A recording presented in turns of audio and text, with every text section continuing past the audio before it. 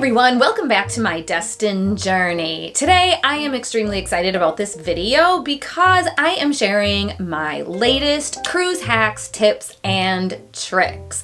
Now, if you're familiar with my channel, hopefully you've already subscribed, and if not, go ahead right now, hit the subscribe button below and the notification bell so you're notified as I upload future content. Since my last cruise hacks, tips, and tricks video of 2019 was so popular, which by the way, thanks for all of you that loved and supported it. I'm so appreciative for all of the wonderful dialogue. So I wanted to follow it up with some great new tips, and I'm so excited to share these with you now. So without further ado, let's get into this. Today I have 14 cruise hacks, tips, and tricks, which will incorporate general cruise tips as well as some great new cruise gear must-have tips. Number 1.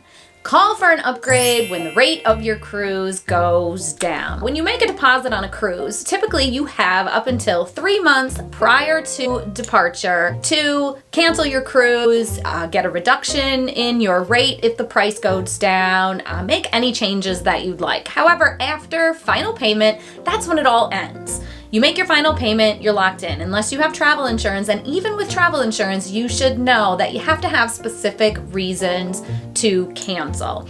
Here is what I've learned just recently, as we've seen, because we're going through such a weird cruise time now this year in 2020, to where cruises are being canceled and they're changing their rules, and rates right now are at an all-time low. So if we booked a year ago, more than likely that rate has dropped dramatically. What they will do is upgrade your room cabin. Say if you booked an inside room, now you could upgrade to an ocean view or even a balcony room. If that's not an option for you, they also will often give some onboard credit, which again is just money that you can use on the ship. I encourage you, if you see the rate goes down in your cruise, go ahead, give your cruise line a call and request an upgrade. Next, I have 2 illness avoiding hacks. The first is skip the buffet. The buffet is always very busy, and the more people you have in one place, the more risk you are for illness, because we're closer together in tight spaces. And if we're not diligent, we sanitize our hands when we walk into the buffet, but furthermore, we're getting in line, we're grabbing the handles of serving spoons that have been touched by everybody who went through that line prior to you, and then you sit down to eat, and say you have something that you eat with your hands, like French fries or pizza. You're now taking those dining utensils, also known as your hands, and eating your fries or your pizzas with any germs or bacteria that is on there from the people prior. Now, maybe that was our fault. We don't think to necessarily re-sanitize once we sit down, which is another idea. But honestly, there are several complimentary dining options to choose from now on most cruise ships, so skip the buffet. My next illness avoiding tip is to take the stairs. There are multiple benefits to taking the stairs, one of which is burning off some of those added cruise calories that we all put on. It's extra exercise. Did I really say that? I mean, get exercise on a cruise, but you're avoiding these tight spaces that are always packed with people coughing, sneezing, simply breathing on another, graciously sharing our germs on your short commute to the next floor. So avoid it if you can. Get a little added exercise. And I know it's not always realistic to do, but if you're just going a floor or two and you can, why not? So I say avoid the elevator if you can and take the stairs. If you take advantage of specialty dining packages, you also know that dinner reservations often sell out very quickly.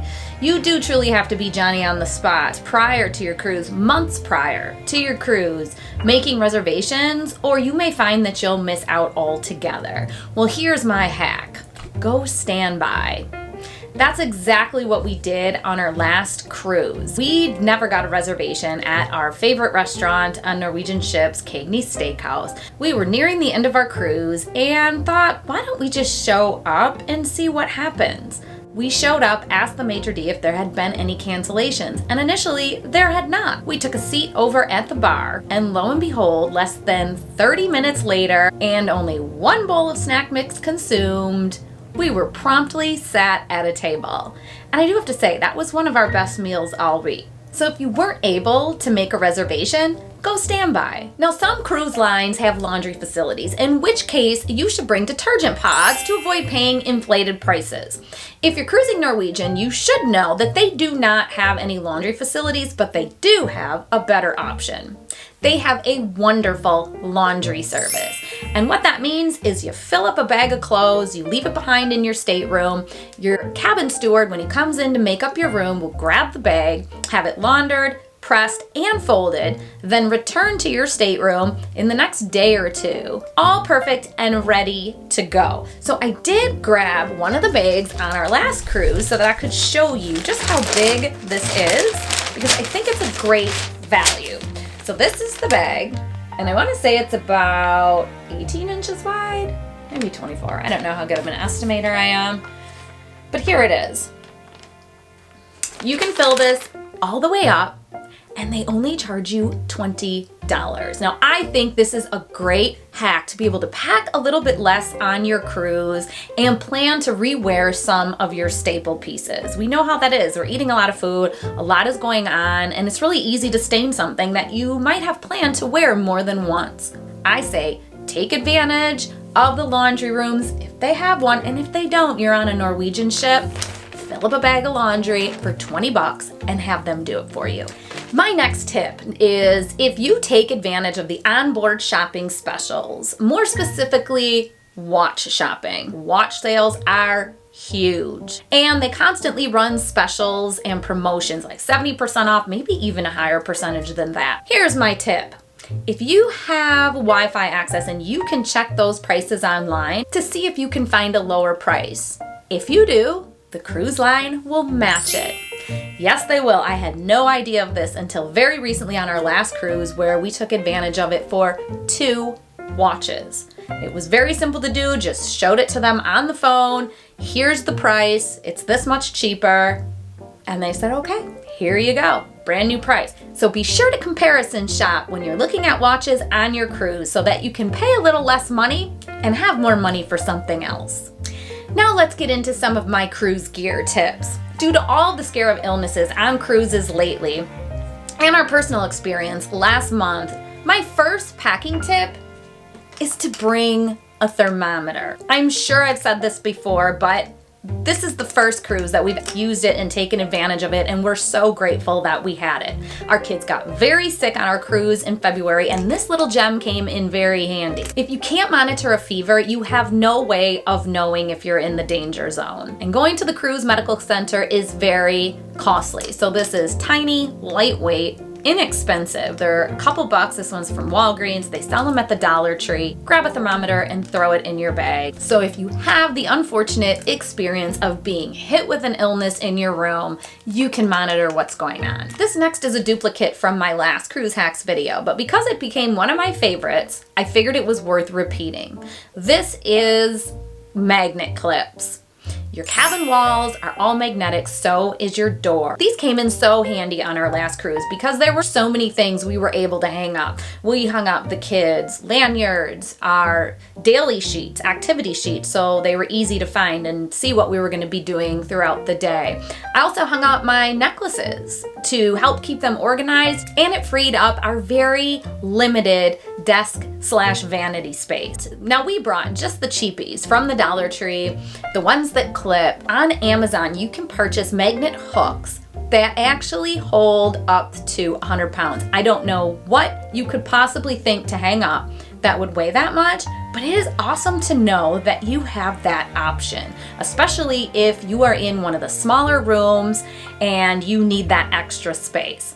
If you have thought of great things to hang up that maybe nobody has thought about, please post that in the comment box below. I would love to hear about it. So my tip, bring some magnets. Now, speaking of hanging things on the wall, this brings me to one of my favorite cruise gear hacks, and it is a hanging rack. Now, as I mentioned before, we had quite a small cabin, but we still found a spot to hang this rack, and it came in so handy. You can put anything in there that you want to have access to, like your sunscreens and extra toiletries. We put sanitizing wipes, basically anything that we wanted easy access to, because our other option was to put it underneath the sink where you can't see what you have. So every time you're looking for something, you have to dig it out, go through, and find what you're looking for. Whereas with our hanging rack, it was so convenient on the side of the shower. It made it simple to send the kids, if they're looking for sunblock before we go to the pool or the beach, go grab this. I always, when I analyze what I'm going to bring, is it easy to pack and is it lightweight? This thing weighed almost nothing and packed very, very flat. So my organizational hack is bring a hanging rack. Now my next cruise gear must is quite honestly not a must, but if you enjoy drinking out of straws, you should know that most of the cruise lines have eliminated them or replaced them with paper straws that quickly disintegrate inside your beverage. You can either bring some plastic straws of your own, and if you're not feeling the whole plastic straw thing anymore because you don't want them getting in the ocean and you want to be a bit more eco-friendly, they now sell portable straws that are either silicone or stainless steel that fold up so nicely and compact into a little carrying container. Yes, you have to wash them out. Bring a portable straw or bring some plastic straws of your own to avoid being aggravated with the paper straws. Okay, now let's talk about clothes. I have found that no matter what size our closet is, there are never enough hangers.